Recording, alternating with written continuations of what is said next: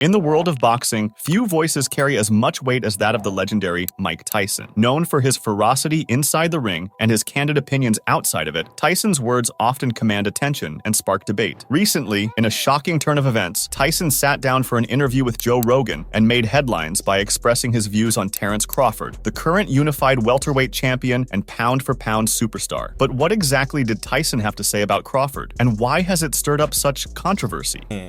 People was crying in my house, like we was at my coach's house.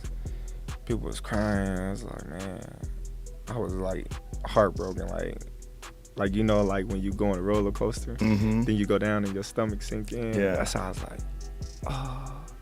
Before we delve into Tyson's remarks, let's talk about Terence Crawford's claim of being the pound-for-pound #1. Crawford has made several statements regarding his position, emphasizing his accomplishments, skills, and versatility in the ring. He recently said, "I believe I'm pound-for-pound #1 because of my versatility and ability to dominate in multiple weight classes. From lightweight to welterweight, I've faced top competition and emerged victorious every time." Crawford further added, "When you look at my record, you'll see wins over world champions and elite contenders in different divisions. I've unified titles, become undisputed, and conquered every challenge put in front of me. That's what sets me apart as the best pound-for-pound fighter in the world." Crawford's win over Errol Spence Jr., where he unified the welterweight division and confirmed his status as the top 147-pounder, is often cited as a key reason for his position atop the pound-for-pound ranks. Talking about it, he said, "I don't just win fights, I dominate them. Whether it's through technical skill, power punching, or sheer determination, I find a way to impose my will and come out on top. That consistency and dominance are what define a true pound-for-pound king." In addition, Crawford's record stands at 40-0, with 31 KOs. These accomplishments, along with his performance against Spence, have solidified his argument for being the best pound-for-pound boxer in the world. His ability to dominate high-level opponents and make significant fights look one-sided has set him apart in the current era of boxing. The big question was, is he gonna come out orthodox? Is he gonna come out southpaw? I'm tripping because I was talking to one of your guys after the fight in the locker room, and he said, before y'all came out to fight, you looked at him and you looked at Shakur and you said, "Hey, what y'all think I should do?" Yeah, because in my mind, I want to fight. Right. I want to fight. But given the circumstances that he haven't had nobody that's, you know what I mean, got the confidence to come out there and just be like, okay, well, even the skills to say, all right, let me see how you gonna take a punch to the chin. Let me see how you gonna take a punch to the body.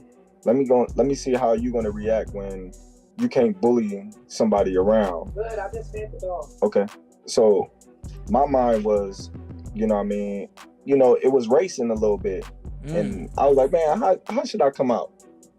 And it was like, man, just come out boxing. Crawford expressed, "My ability to adapt to different styles and adjust my game plan mid-fight is unmatched. I can outbox you from the outside, brawl on the inside, or counterpunch with precision. Whatever it takes to win, I'll do it." He further added, "Being pound-for-pound #1 isn't just about what you do inside the ring. It's about the impact you have on the sport as a whole. I've captured the imagination of fans around the world and inspired a new generation of fighters to reach for greatness. That's the mark of a true champion." As you can see, Crawford has been vocal about his belief in being the top pound-for-pound fighter, especially in the lead-up and aftermath of his fight with Spence. Naoya Inoue was considered the #1 pound-for-pound fighter in the world after his performance on Tuesday.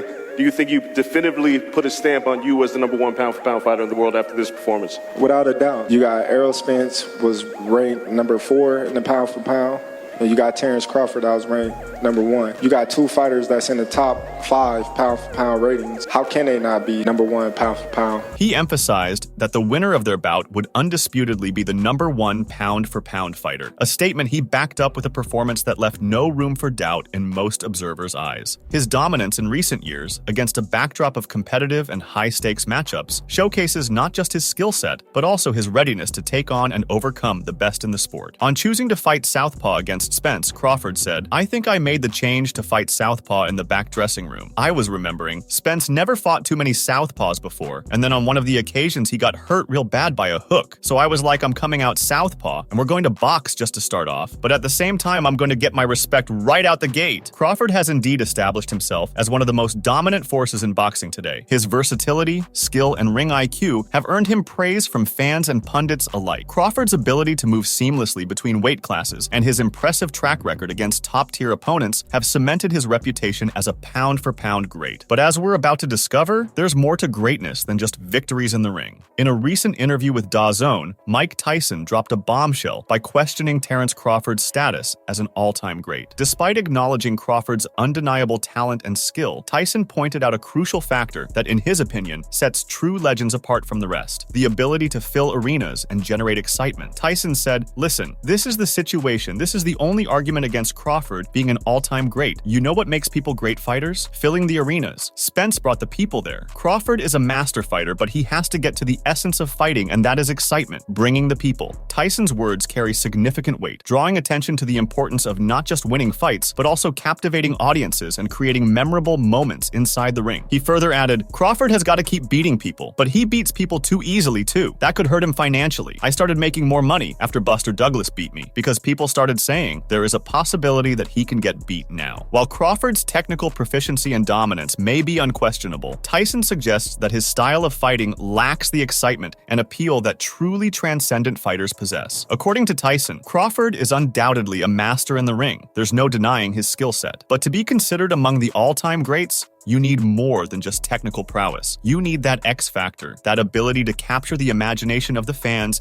and keep them on the edge of their seats. Tyson didn't stop here as he further added, "Spence, for example, has that charisma, that star power that draws people in. He's able to sell out arenas because fans want to see him fight. Crawford, on the other hand, while incredibly talented, hasn't quite reached that level of mainstream appeal yet. I'm not saying Crawford isn't a fantastic fighter. He absolutely is. But to cement his legacy as one of the greatest of all time, he needs to transcend the sport and become a household name." These remarks from Tyson highlight his perspective on what defines greatness in boxing and his concerns about Crawford's ability to draw crowds and generate excitement in the sport. And it appears that other legends from the industry have also jumped on the bandwagon. As one of the most respected voices in combat sports, Joe Rogan's insights into the world of boxing are highly valued. In response to Tyson's comments on Crawford, Rogan offered his own perspective, acknowledging the validity of Tyson's argument while also highlighting Crawford's exceptional talent. Rogan said, "There's a lot of truth to what Mike is saying, but at the same time, you can't deny Crawford's skill and accomplishments in the ring." Mike Tyson's perspective on Terence Crawford raises some interesting points about what defines greatness in boxing. While Crawford's skills are undeniable, Tyson brings attention to the importance of drawing crowds and creating excitement in the sport. These remarks reflect Joe Rogan's perspective on Tyson's comments, acknowledging the validity of Tyson's points while also recognizing Crawford's undeniable talent and accomplishments in the sport.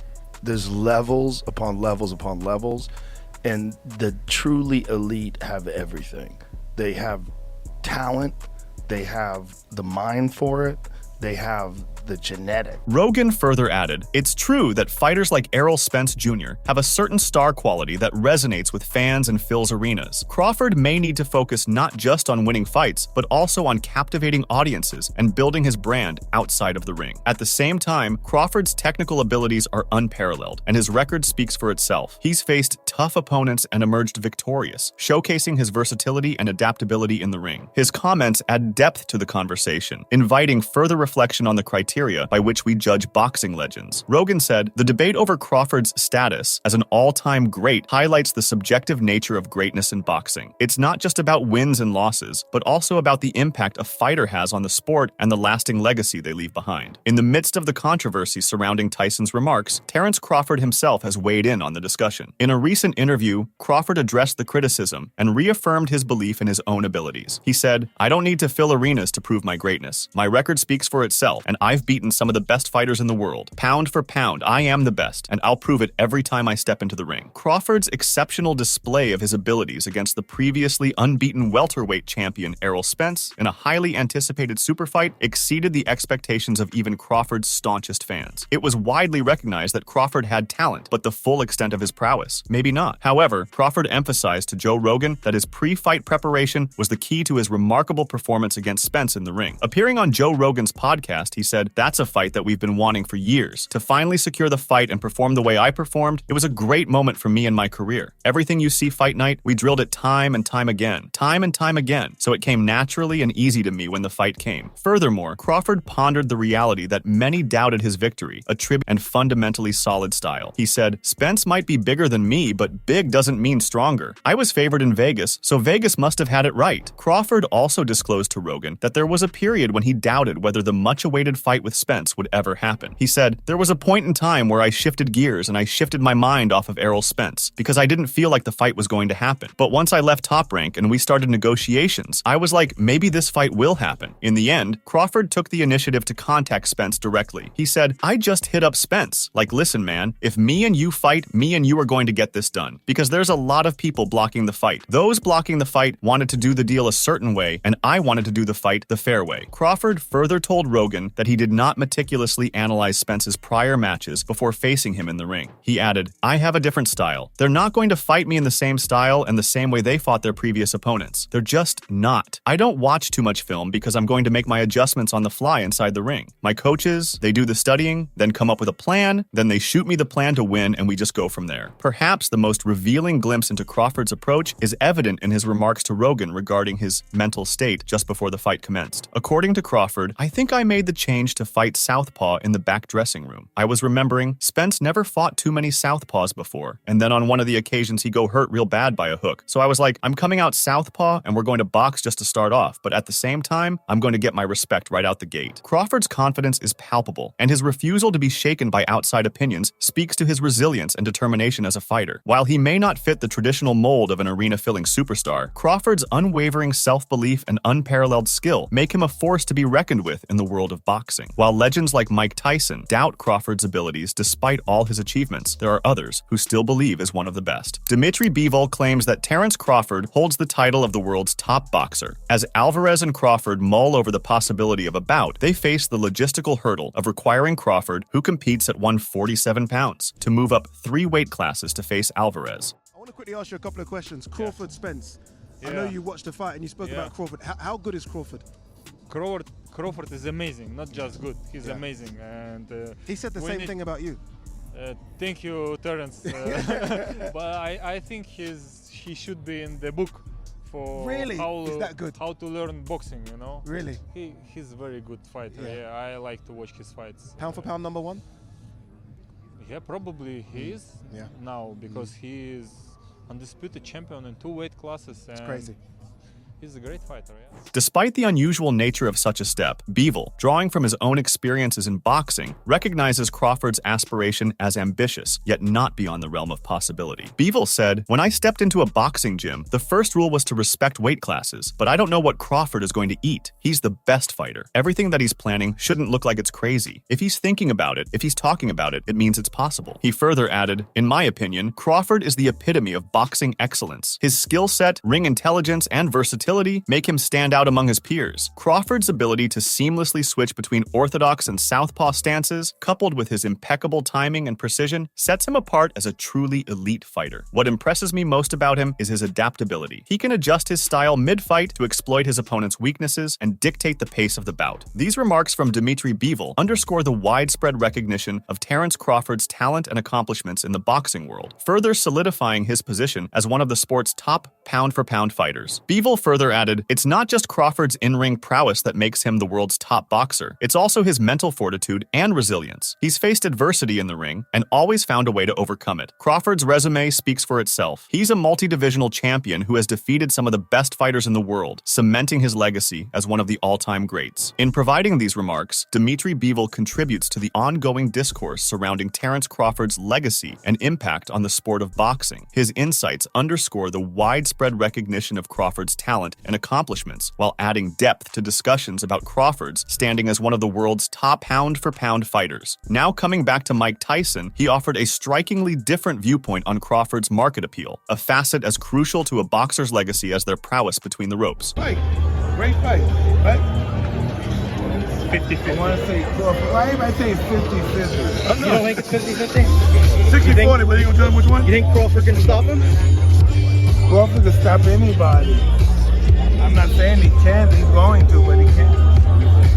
Tyson pointed out a significant challenge for Crawford, his ability to draw in the crowds, stating bluntly, "One moment I want to talk about, but the problem with that fight is he wants money, but he can't. He couldn't sell 5,000 tickets. You gotta be a ticket seller. That's why Conor McGregor was so well. He's a ticket seller. See, that's what the problem is. I don't think they could get 5,000 seats." This observation wasn't just a comment on Crawford's skill set, which is undeniably top tier, but rather a reflection on the multifaceted nature of boxing greatness that transcends pure athletic skill to include charisma charisma, marketability, and the ability to captivate the public's imagination. The conversation took an interesting turn when Kamaru Usman, UFC's welterweight champion, joined the dialogue, defending Crawford by highlighting the importance of an appealing matchup. Usman argued that even the most dominant fighters need the right opponents to generate interest among fans, suggesting that Crawford's upcoming fight with Errol Spence Jr. could change the narrative around his ticket-selling capabilities. Usman said, "I think you're right, but don't you think that it's the dance partner as well? It has to be. You can be as dominant as you want to be, but if you don't have the right dance partner, you know people won't want to watch, and I think this is it for him." This perspective underscores a fundamental aspect of combat sports. The dance of dynamics between two fighters can elevate interest and viewership, transforming an ordinary bout into a historic event. As the debate surrounding Terence Crawford's status as an all-time great rages on, one thing remains clear. Boxing is a sport of passion, skill, and endless debate. While Mike Tyson's comments have sparked controversy and divided opinion, they have also opened up a dialogue about what truly defines greatness in the world of boxing. So that's all from today's video. If you enjoyed it, remember to leave a like, subscribe, and ring that bell icon so you never miss our upcoming videos.